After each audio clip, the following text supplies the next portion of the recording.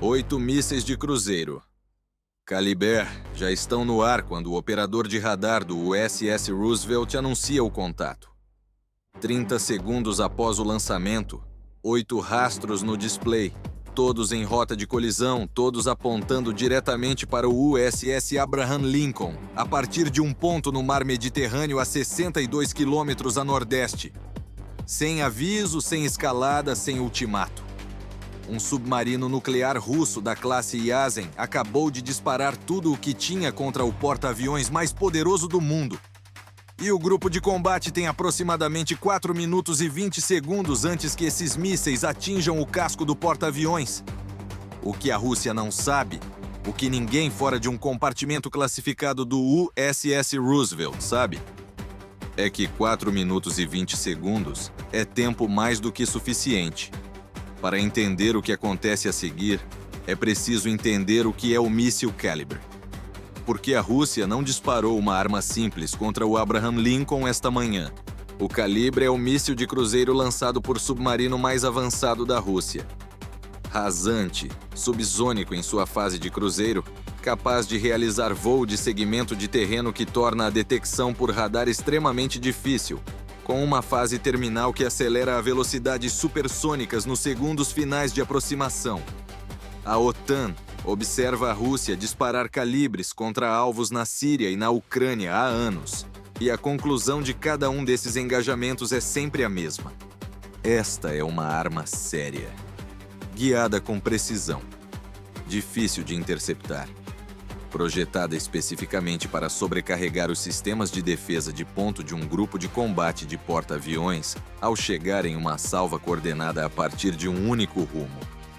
8 mísseis programados para chegar com segundos de diferença entre si, forçando os sistemas de defesa do porta-aviões a engajar 8 alvos quase simultaneamente.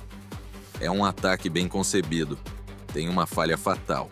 Cada um dos 8 mísseis está em comunicação com o submarino que os disparou. Eis o que a maioria das pessoas não sabe sobre um míssil de cruzeiro moderno em voo. Ele não simplesmente voa cegamente em direção ao alvo onde ele estava no momento do lançamento.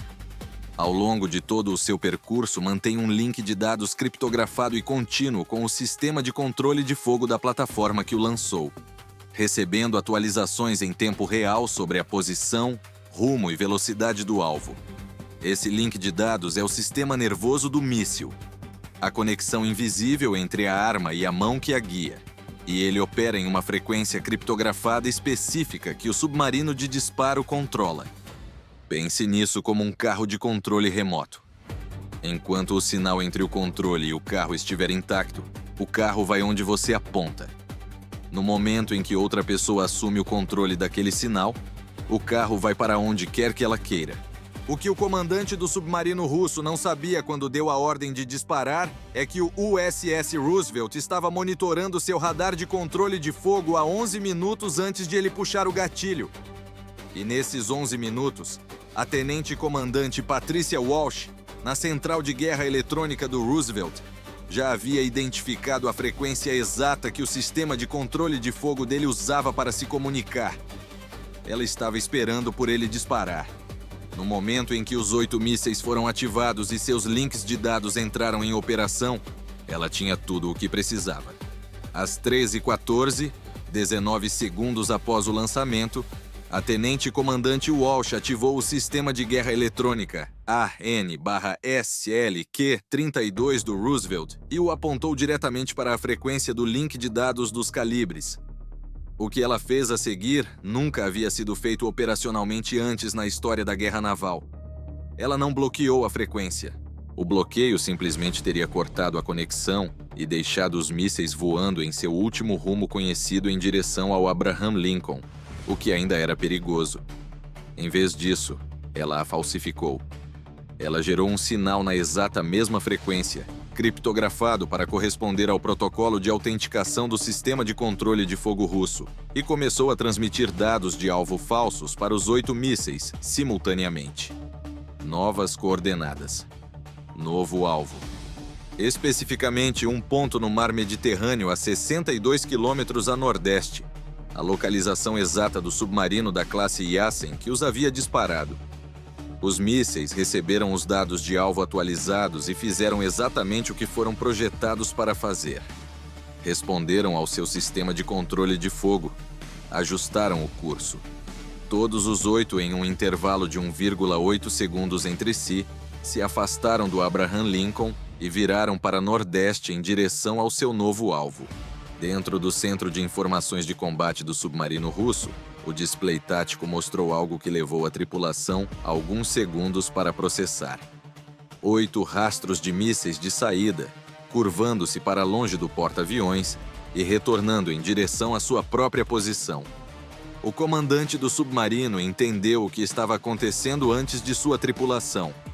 Ele tinha 3 minutos e 40 segundos antes que seus próprios mísseis chegassem. Ele ordenou imersão de emergência e velocidade máxima imediatamente, o submarino mergulhando tão rápido quanto seu sistema de lastro permitia, virando acentuadamente a bombordo para criar distância entre sua posição atual e as coordenadas para onde os mísseis agora se dirigiam. Um submarino da classe IA-100 a plena potência pode atingir 35 nós submerso. Em 3 minutos e 40 segundos, isso se traduz em aproximadamente 2,1 milhas náuticas de distância do ponto de disparo. O sistema de guiamento terminal do calibre é preciso a 3 metros de suas coordenadas de alvo designadas. 2,1 milhas náuticas não são suficientes. O primeiro míssil chegou às coordenadas do alvo e seu seeker de radar terminal foi ativado, varrendo a superfície em busca da assinatura térmica e da seção transversal de radar de uma grande embarcação naval. Não encontrou nada na superfície. O submarino estava submerso. O sistema de guiamento mudou para seu modo secundário, varrendo em busca de assinaturas acústicas subaquáticas consistentes com um grande submarino em profundidade rasa. Um submarino da classe IA-100 é um submarino nuclear com deslocamento de 13.800 toneladas submerso e, a plena potência, sua assinatura acústica é substancial. O míssil o encontrou em 0,4 segundos. A ogiva detonou a 11 metros acima do casco resistente do submarino.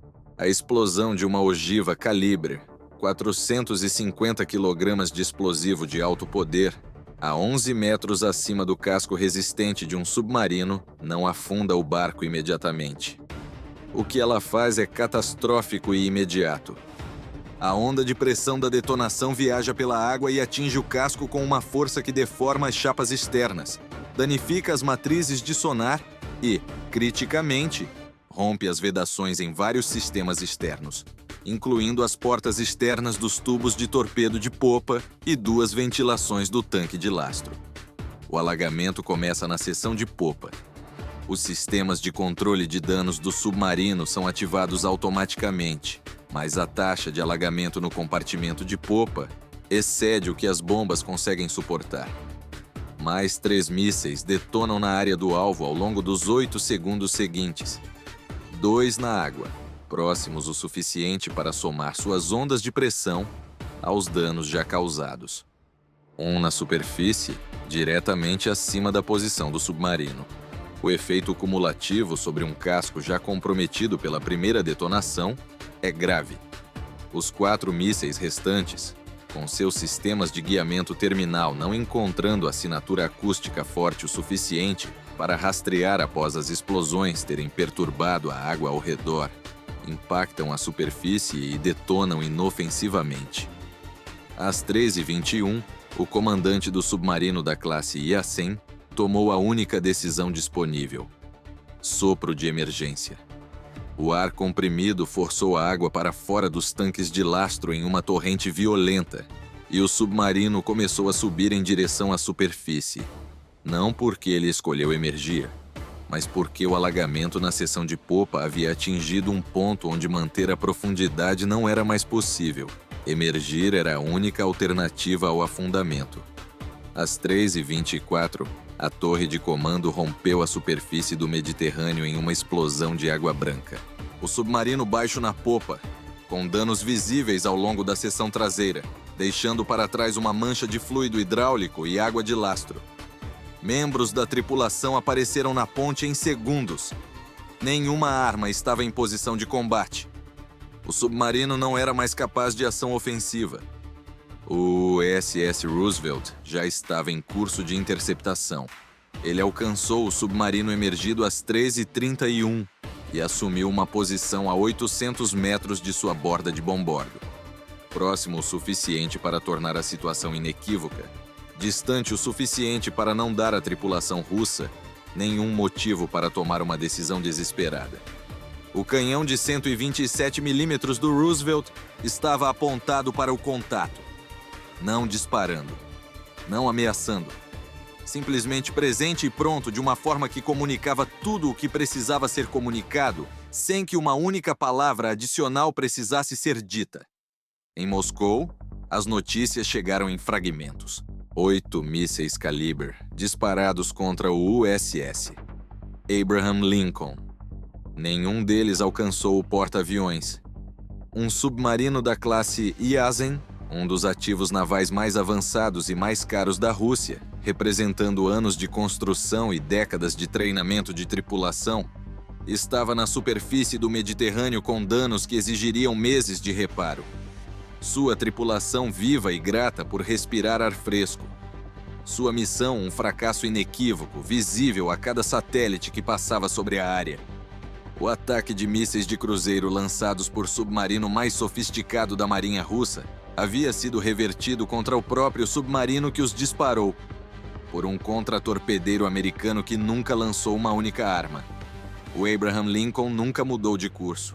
As operações de voo foram retomadas no horário às 4h37, minutos após 8 mísseis russos terem sido redirecionados para longe do casco do porta-aviões por uma tenente-comandante em uma central de guerra eletrônica que havia ouvido a frequência certa no momento certo e sabia exatamente o que fazer com o que ela escutou. A tripulação do porta-aviões tomou café da manhã. O ala aérea lançou suas missões matinais. E no Mediterrâneo, um submarino russo permanecia na superfície à luz do dia, aguardando os navios de resgate da Frota do Norte que ainda estavam a 14 horas de distância. Seu comandante redigindo um relatório que ninguém em Moscou iria gostar de ler. A Rússia disparou 8 mísseis Calibre contra o USS Abraham Lincoln. Os Estados Unidos os devolveram.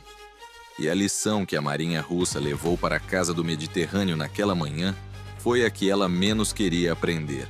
Que a coisa mais perigosa no poder naval americano não são as armas que ele dispara,